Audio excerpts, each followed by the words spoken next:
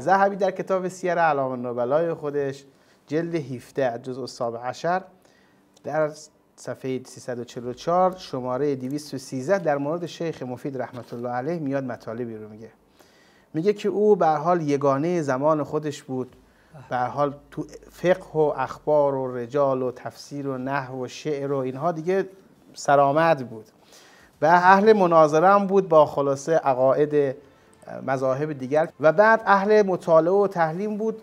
خلاصه کسی بود که جز حفاظ بود، از همه تو این مسئله تخصصش بیشتر بود.